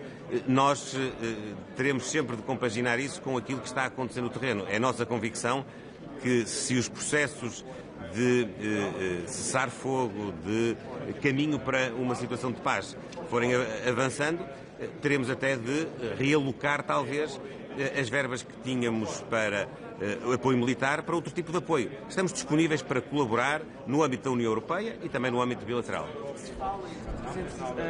600 milhões é um valor tangível? Neste momento não há razão nenhuma para estar a especular na base desse valor. O que há é um compromisso que nós temos assumido de apoio político, militar e humanitário, e que estamos a cumprir dentro daquilo que é a nossa possibilidade, que não é inesgotada, como sabemos, e obviamente que estamos também a contribuir para aquilo que se pode projetar do ponto de vista futuro, em termos de manutenção da paz, de garantias de segurança e, eventualmente, já de um processo de reconstrução do país. Não se quer já comprometer, talvez porque este possa ser o seu último Conselho Europeu? Não é por isso, porque tenho a convicção que não será o último.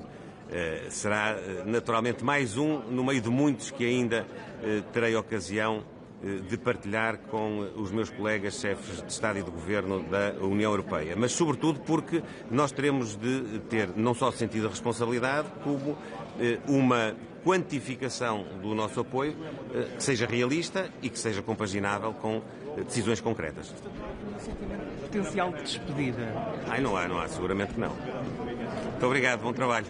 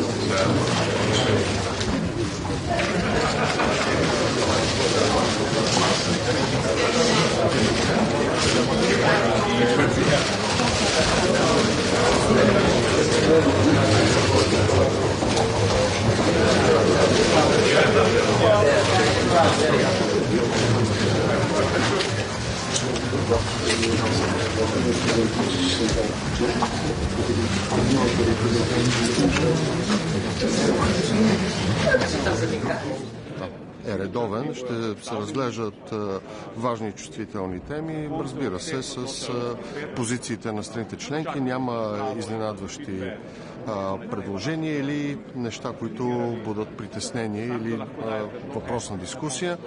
Ще се разглежда обща отбранителна политика, ще се разглежда продължаването на войната в Украйна и търсенето на решение за траен устойчив мир и помощта за Украйна, но разбира се в контекста за обща отбранителна политика на Съюза ще бъде представена Бялата книга за бъдещето на европейската отбранителна способност, която ще надгражда стратегическият компас, но ще се съвържи и с програмата на комисията REARM. Разбира се, ще говорим и за механизма СЕЙФ от 150 милиарда евро.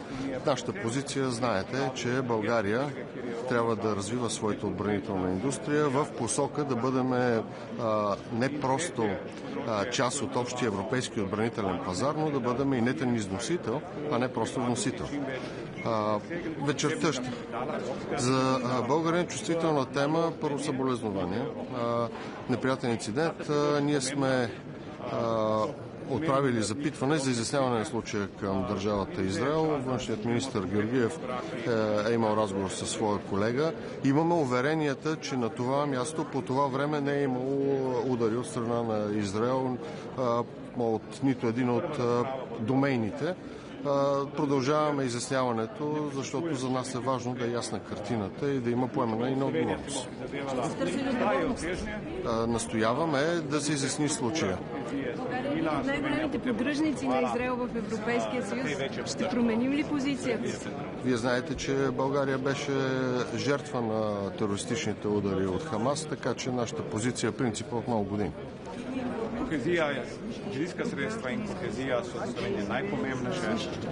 Каквото което е необходимо, българската държава ще го направи по най-добрия и удачен начин за българските граждани. Господин премиер, моля два важни въпроса. Къде ще търсите подкрепа и мнозинство? Първо, за приемане на бюджета. Второ, най-важната тема за еврото. Към кого се обръщате за мнозинство? Вижте, политическите правила казват, че когато има мнозинство, то излъчва изпълнителна власт. А изпълнителната власт се крепи на мнозинството, както при избора си, така и при осъществяване на основни политически приоритети. А политическата логика в момента казва, че ние имаме това мнозинство. Аз онзи ден имах разговор с коалиционните партньори, с колегите, които са подписали споразумението за осигуряване на парламентарното мнозинство от ДПС. Имам пълната гаранция, че те ще ни подкрепят в политиките, както и по отношение приемането на бюджета. Това е на въпроса ви за бюджета. Мисля, че тази седмица този процес ще приключи. Иначе подкрепата за еврото ще бъде там, където хората припознават европейското бъдеще на България като единствената рационална, смислена и правилна посока за развитието на България като суверенна и просперираща държава. Господин премиер, разрешете да ви върна назад. Тези дни имахте разговор с Роберта Мецола и българските власти са помолени да се грижат за сигурността на европейските служители в България. Какво означава това? Има сигнали, че се готвят нападения срещу тях, че са застрашени или нещо друго? Не, председателя на Европейския парламент изрази загриженост за вандалските прояви върху сградата на Европейския парламент и Европейската комисия, като ние давахме гаранции за това, че в България върховенството на правото ще бъде по най-правилният начин, ще гарантира както правилното отношение към Европейската институция, така и необходимата санкция към извършителите, съобразно стандартите на правата държава. Ще имате ли разговори за еврозоната? Да, ще имаме разговори. Ние всеки път говорим по тази тема, защото ние очакваме положителния конвергентен доклад през май-юни. От кои инструменти, които Еврокомисията предлага в Бялата книга, ще се възползва България? Очевидно това с прехвърлянето на средства от плана за възстановяване и устойчивост няма да стане. Докато едно нещо не получи твърдо не, вероятността да стане не е малка. От друга страна, днес ще разглеждаме и многогодишната финансова рамка. Нашата позиция, както на немалка част от страните, които разчитат на кохезионната политика, е да се запази както обща земеделска политика, така и кохезионната политика, така и политиката, свързана с фондовете по вътрешна сигурност, като ние ще настояваме да се запази досегашния модел на споделена отговорност при управлението и гъвкавост на тези инструменти. Господин премиер, вчера стана ясно, че... Господин премиер, много ви моля, позволявам си да бъда настоятелна.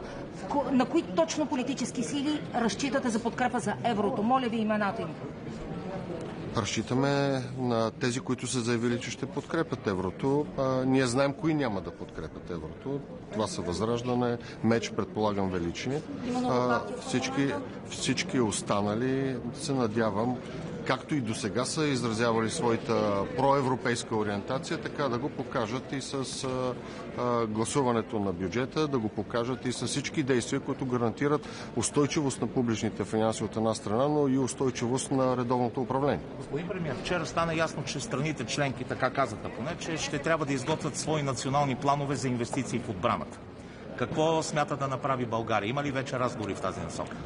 България изготвя своя план. На закрито заседание бяха приети някои неща, за които не мога да говоря в момента, но ние сме готови и най-вече въпроси, които са свързани с развитието на отбранителната индустрия и способностите в контекста на общата европейска политика и общия европейски отбранителен пазар. Ще се възползваме ли от този нов инструмент СЕЙФ, за който споменате? Мисля, че проактивно ще се възползваме от всички възможни финансови инструменти, но най-вече трябва да структурираме по-добрата координация между отделните предприятия, публични и частни, в българската военно-отбранителна индустрия. Калас иска отвояване на помощта за Украйна. Ние на каква позиция сме? Нашата позиция е непроменена. Ние сме помагали в Украйна и разглеждаме възможностите нашата помощ да бъде така наречената in-kind помощ, но базирайки се на доброволността на предложението на Калас. Благодаря.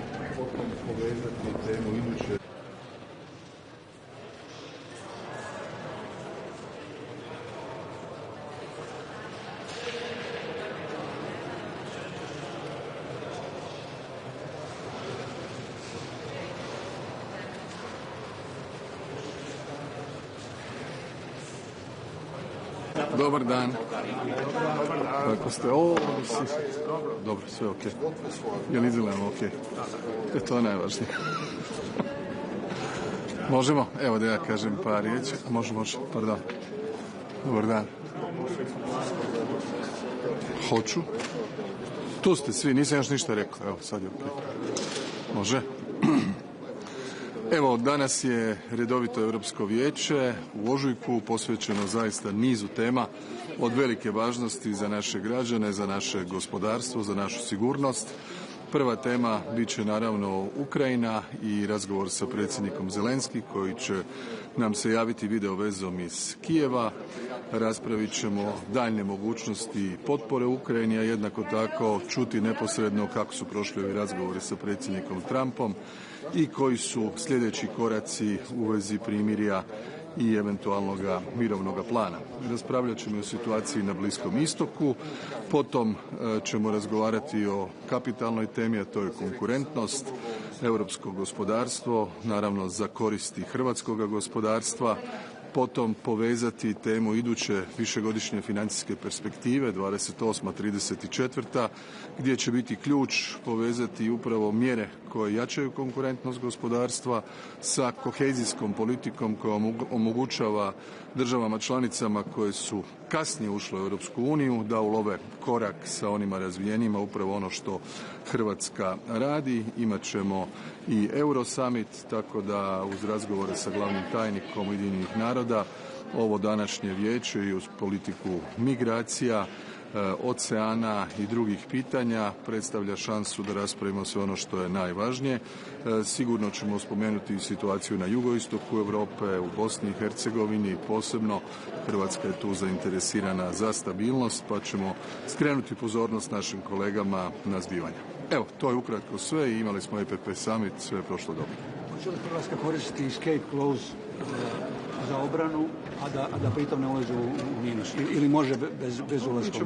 Mi ćemo sada, nakon što je to objavljeno u ovoj bijeloj knjizi koju je jučer usvojila komisija, ja sam se sastao sa gospodinom Kubiliusom, smisao tih mjera, kao što ih je najavila u onom svom pismu na prošlom posebnom vijeću predsjednica komisije, da omogućimo veća ulaganja u obrambenu politiku, u vojsku, za naše izdvajanja koja su kod nas itekako narasla u proteklih nekoliko godina, a da to ne utječe na one temeljne kriterije iz pakta o rastu i stabilnosti i na taj način ostanemo fiskalno itekako solidni, što se naravno reflektira onda i ocjenama Agencija za kreditni rejting.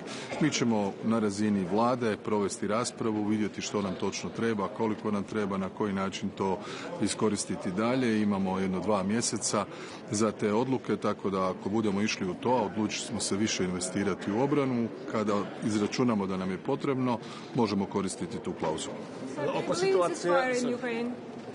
Well, we are following carefully what is going on. We have understood that there was a clear violation immediately also on the energy infrastructure, and we hope for the best, we hope for the peace and for the ceasefire, but skeptical given all the news that we have and the aggression of Russia on Ukraine that we have seen and condemned over the last 3 years. Can you believe Putin? I'm sorry? Can you believe Putin? His version is... Well, from the experience of Ukraine over the past 11 years, it's very difficult to regain trust. What is important is that we use this momentum, which has been created by the new American president, and I really look forward to understand completely the position of President Zelensky after these talks, because he's the one that has more information than us. Thank you. Kako se vama čini europska strategija o tome da se Ukrajina i dalje naoružava? Nije li to u suprotnosti s onim što Putin želi kao jedan od uvjeta za primirje? Naravno, pa pozicija Rusije je da se Ukrajina ostavi na malom oružju i lakom naoružanju. Dakle, to nije sporno, to on govori već godinama. Dakle, nema NATO-a, nema oružja, demilitarizacija, gotovo praktički slabljenje do mjere da bi Ukrajina postala lak plijen. Mi smatramo da Ukrajina može opstati samo ako je snažna, ako jača svoje obrambene sposobnosti, a to se već radi protekle 3 godine do mjere koja je bez presedana, barem što se ja sjećam, ne sjećam se da je jedna zemlja dobila ovoliko potpore i političke, i ekonomske, i financijske, i vojne, kako bi mogla opstati. Dakle, ta pozicija sigurno se razlikuje od onoga što čujemo iz Moskve. Jer postoji opasnost da EU od zanemarivanja Zapadnog Balkana od strane EU zbog drugih događaja po svijetu ne vidimo baš neko angažiranja, situacija nije baš najstabilnija u Bosni i u Srbiji. Točno, ja sam odlučio danas u jednom trenutku iskoristiti ovo vijeće da skrenem pozornost. Moramo pratiti situaciju na jugoistoku Europe, na stabilnost prije svega Bosne i Hercegovine, situaciju u Srbiji, nastojati privući pozornost lidera jer realno toliko se stvari zbiva trenutno globalno, od nastojanja za postizanjem primirja u Ukrajini pa do rješavanja problema na Bliskom istoku, pa do migracija, pa do strateških velikih odluka, tektonskih u biti odluka kada je riječ o izdvajanjima za obranu, fokusiranosti na gospodarstvo. Vrijeme je da se jedan dio te pozornosti fokusira i na područje koje se pokazalo vrlo zapaljivim proteklih 35 godina. Kako komentarišete memorandum? Molim? Da. Mislim da je dobra. Oni su, dakle, nevezano od ove zadnje situacije, dakle, od promjene administracije u Americi, dakle, u onom pismu misije koje predsjednica komisije daje svojim povjerenicima, ona je Kubiliusa i zadužila da u prvih 100 dana producira ovakvu bijelu knjigu o europskoj obrani. Ona se dugo očekivala. Smatramo da je ona dobra. Vidjeli smo i taj neki srednjoročni karakter, vidjeli smo element potpore Ukrajini, vidjeli smo element potpore ulaganja, vidjeli smo ovaj element te nacionalne klauzule, iznimke kada se računa deficit i naravno partnerstva sa onima koji žele zajednički ući u proces nabave. Dakle, najvažniji zajednički element je zajednička nabava gdje se nabavlja više i povoljnije. Upravo ta fragmentiranost europskih vojski i obrambenih sustava je jedan od ključnih problema. Trebamo više kohezije, trebamo strateške sposobnosti i moramo dovesti Europu da može brinuti sama o svojoj sigurnosti. To je u biti bit toga papira i to je bit cijele rasprave o obrani. Evo ga. Hvala vam puno, vidimo se. Pardon. Došlo se vreme, dakle, Aleksandar Vučić je jučer rekao da je memorandum između Albanije, Kosova i Hrvatske kršenje subregionalnog sporazuma i da je uveren da NATO tome nije bio obavešten, kaže tome razgovarao sa Ruteom. Kako je vaš komentar? Pa dobro, ja se nadam da će barem neko uzeti 5 minuta pa da pročita taj tekst. To su uobičajeni sporazumi na razini ministara kada se radi suradnja. Mislim da smo mi tu, s obzirom na bilateralnu suradnju koju imamo i sa Albanijom i sa Kosovom, bili u poziciji da napravimo jedan takav dokument koji u biti pomaže napore njihove i u reformama i za razmjena iskustava i zajednička suradnja. On nije nikakvog neprijateljskog karaktera, tako da ja razumijem da se treba sad tražiti probleme negdje dalje, ali u ovom tekstu ih nema i Hrvatska i ove dvije zemlje su to donijele na temelju svojih odluka i svojih procjena i zato ne trebaju nikoga pitati, ni Srbiju, a ni NATO. Hvala, vidimo se.